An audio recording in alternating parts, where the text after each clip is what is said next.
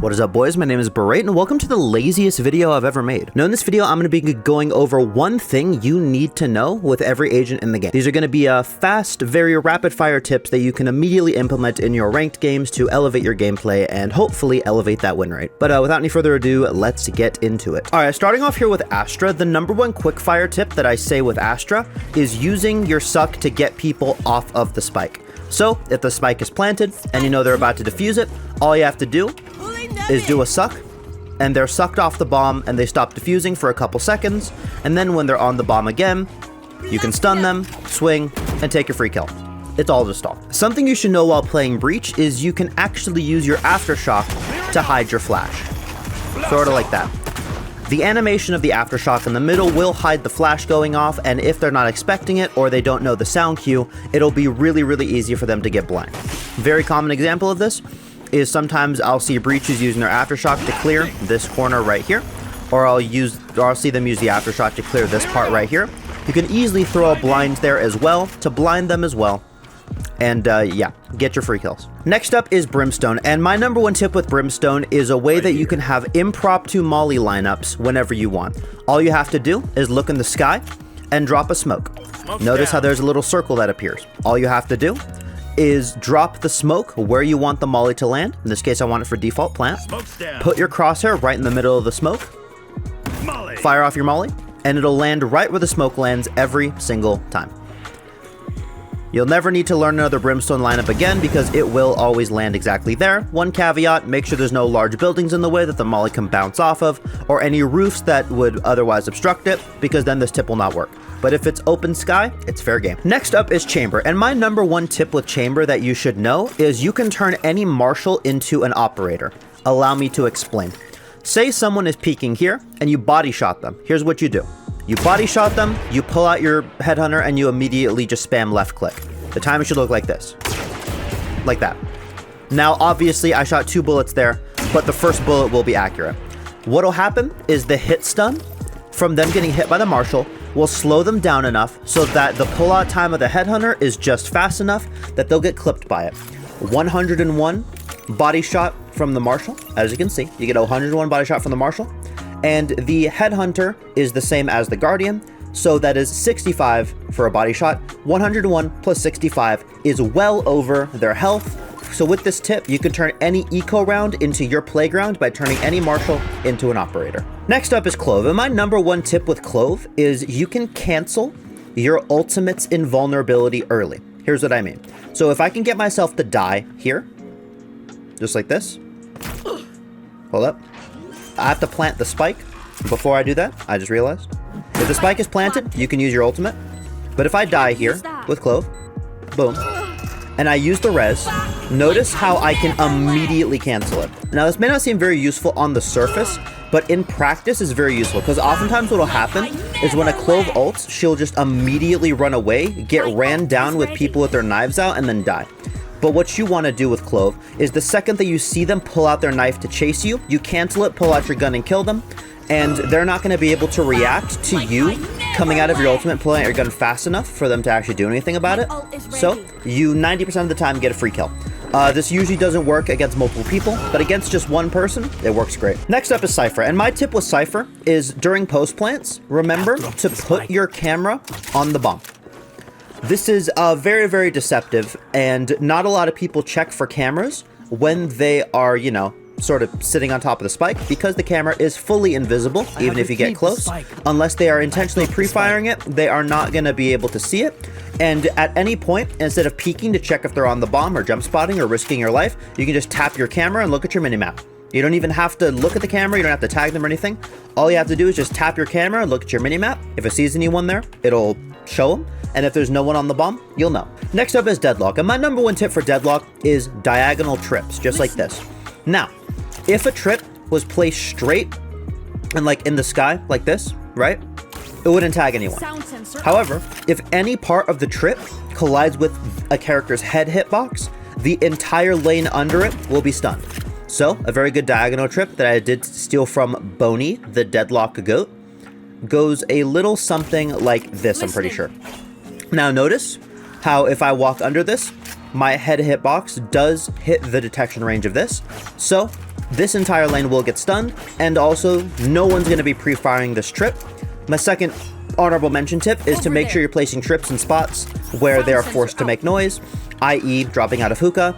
They'll get hit by that. You could also place it on default plant so that when they tap the spike, they'll get hit by that.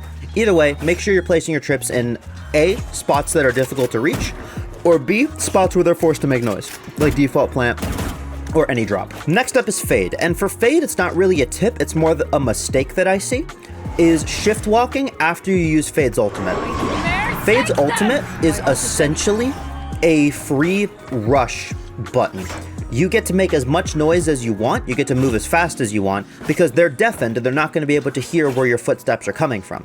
A lot of times I'll see a fade ult and then proceed to shift walk onto site, basically removing all of the value from that ultimate. As soon as you ult, just rush onto site. You don't need to worry about them hearing your footsteps because they can't hear nothing. Next up is Gecko, and I've said this tip in videos before, but I think it would fit perfectly for this because you can use this genuinely anytime you have Gecko utility, and it's something that I like to call the combo. Here's what the combo looks like.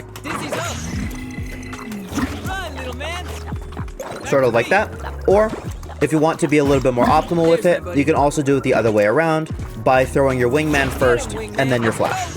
Just like this. Now, what is the point of the combo? The point of the combo is to put as much stuff on the enemy's screen as you possibly can, and put them in what in a chess term is called a shoot swung, or something that has no good outcome no matter what you do. So, if there's two things coming at a person at once, they have to make a decision. They either shoot the flash and get stung by the wingman, or they shoot the wingman and get hit by the flash. And then after one of these pieces of utility go off, you swing, they're hit by something, and you take your free kill. This is also perfect for setting up teammates as well, because if you want to hit them with something like this, you time your flash at the same time as the wingman's about to cross the line of sight. Say you're flashing someone into this area of the map right here, you essentially get a free kill every time if this combo lands, because they are forced to get hit by some kind of utility, and at that point, you just have to hit your shot. Next up is Harbor, and one of my tips for Harbor is to do whatever that is. Shotguns and Harbor Bubble are very, very, very strong because you can peek in, peek out, and not have to worry about getting spammed. You can sort of just slam like this, or you can pull out your Vandal, slam them like this, jump spot out, boom, get some pot shots off, and you will be chilling. Next up is ISO, and my tip for ISO is how to mathematically win every single ISO ultimate that you do with at least like a 90% win rate. All you have to do is hit your shot. It turns the 50-50 into like a 90-10 and like really, really easily. Because I have no friends, here's a low quality image of ISO's ultimate. Here's how you want to be playing your ISO ultimates. You spawn in the middle with 2 shields on either side, and your enemy gets 1 shield in the middle. Here's how you want to play it. You, as the ISO player, want to move either to the right or to the left, and you want to shift walk. You don't want to make any noise.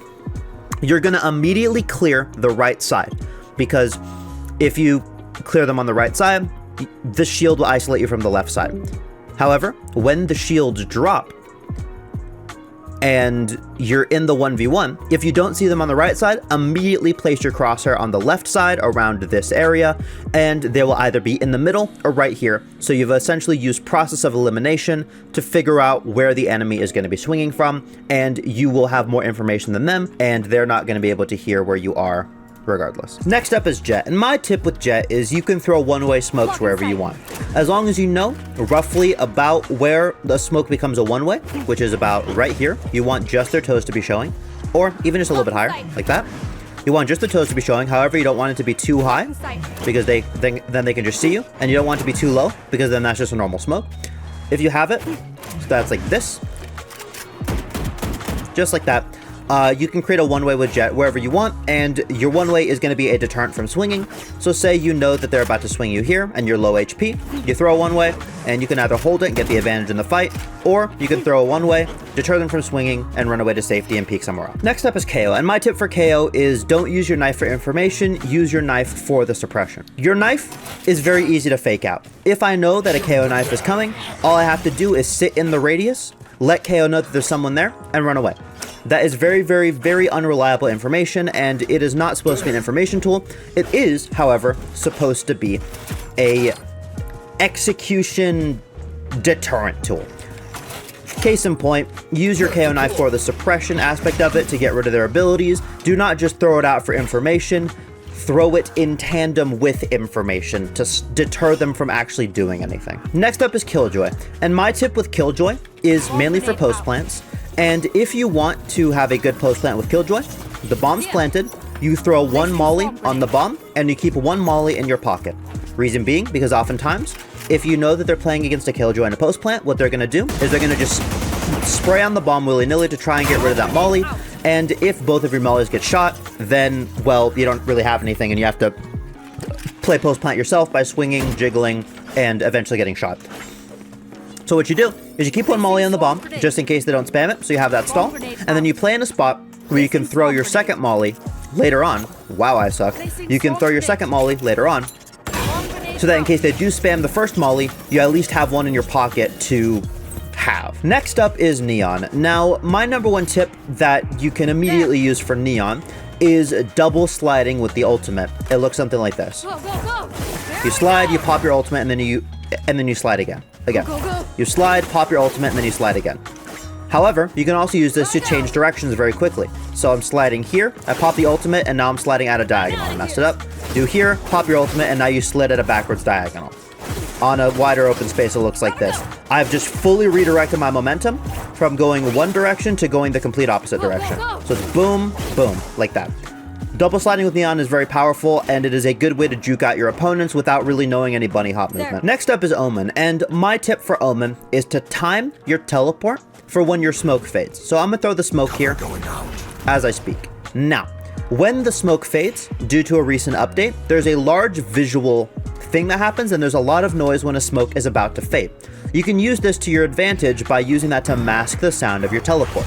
I've gotten a lot of free kills like that. So here, the whoosh, whoosh, whoosh, whoosh. All you have to do is time your teleport with the whooshing, which you can just use the visual indicator, and 90% of the time it will mask the sound of your teleport, so you can get behind your enemies and do ba ba ba ba ba da ba da, post it to TikTok and get 30 million views. Next up is Phoenix, and my tip for Phoenix is to learn all the different types of Phoenix flashes, and I will go over them right now. First off, you have the flash that you should really never be using, that being just your standard flash. You're throwing your flash out like this and you're hoping it does something. A flash that's slightly better is the reverse flash, where you throw your flash in the opposite direction behind you. You can swing off it faster, or you could even just swing with it. It won't blind you, and you can capitalize off your flash a lot faster. Next up is a bank flash, and a bank flash essentially goes as follows. You put your face in a wall, and because Valorant has a very, very janky physics engine, if you throw your flash in the opposite direction that you want it to go, your flash will go in the opposite direction. So right now, if I'm sitting right here and I want to flash left, I would throw my flash to the right. And then my flash would go over here to the left because I threw it off to the right, and I get a very, very fast pop flash.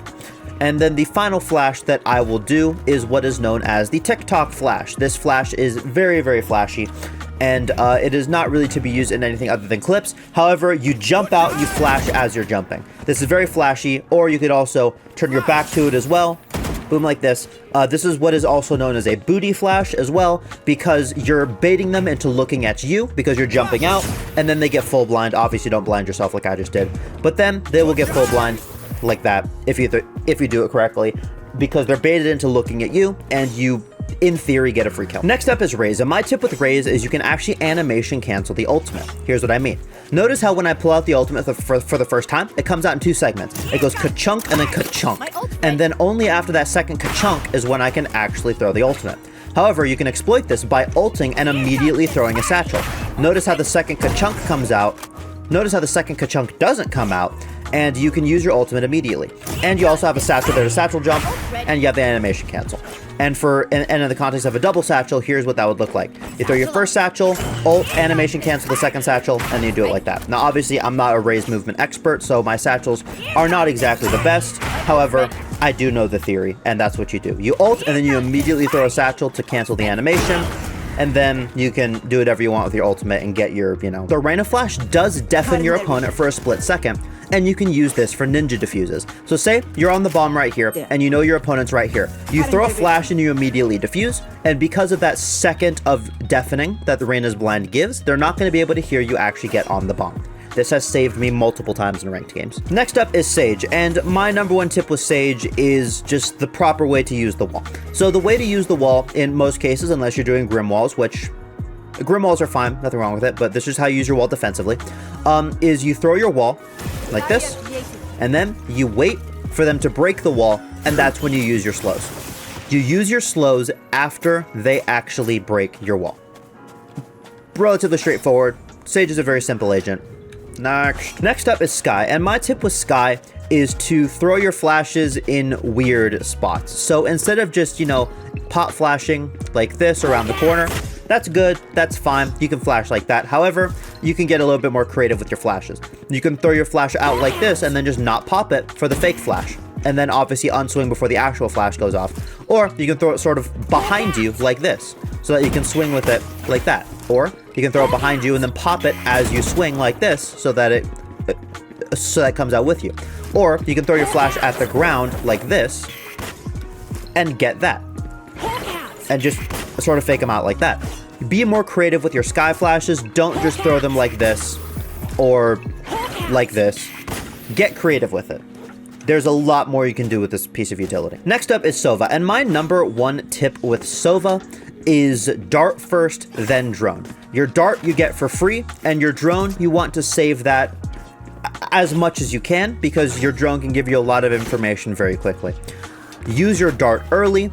Your dart should be the first thing that you throw out, but then if your dart gets shot and before it tags anything and you want to see how many people are there, then you drone. Or in the context of offense, you would dart first, and if your dart clears everything, then you don't need to drone. But if you know that there's a gap that your drone doesn't clear, you can use your drone to fill in those gaps. But try to get the most value out of your dart first before you drone, not the other way around. Next up is Viper, and my number one tip for Viper is to not play Viper. Next up is Vice, and my number one tip for Vice is to not play Vice. Next up is Yoru, and my number one tip for Yoru is to use your ultimate as much as humanly possible. Yoru's ultimate is not the type of ultimate that you want to save. It can be very impactful in rounds, and you want to be farming as many of these ultimates as you can and use them at pretty much every given opportunity, because there will almost always be a use for Yoru's ultimate. It's that versatile. You can throw a teleport here, and if I want to play sort of a scout with Yoru, I can go through, and I can pretty much be a living Sova drone, go through, and then once I'm done clearing the entire site for my team, I can find one, clone behind them, shorty them in the back, and get away. Simple as that. Or, however, I can use my ult a lot more offensively. So say that I know that there is a chamber that always opts heaven. What I can do is I can sort of forego clearing sight in the effort of getting the chamber off of the angle by flashing the angle that he's holding, blinding him, killing him, and leaving. And those are just two examples of the many things that you can do with Yoru's ultimate, and there will always be an opportunity to use Yoru's ultimate. Let's say another one is post plants. If you want to check if someone is on the bomb or not, or you just want to stall for time, you can use your Yoru ultimate. They tap the bomb, use your Yoru ultimate, and you just sit there and stare at them for a bit. My hands are off my keyboard right now. Sit there and stare at them for a bit. If they get off the bomb to try and look for you, you flash them and you kill them. Or you flash them and you teleport away. You have options. Or, if they stay sticking the bomb, you unult and you kill them regardless. Yoru's ultimate is very versatile. Use it as much as possible. This is not an ultimate that you really want to save. And that is going to do it for this video. I would like to thank you all so much for watching. If you enjoyed, please leave a like and subscribe. I promise not to make more lazy content like this, but I do want to start pushing out more videos for you guys because, you know, I like doing this stuff. Anyways, this has been Berate, and subscribe to my second channel because I will be posting a video there soon. If you like Mortal Kombat stuff, that would be really great if you could sub to that. Okay, bye-bye.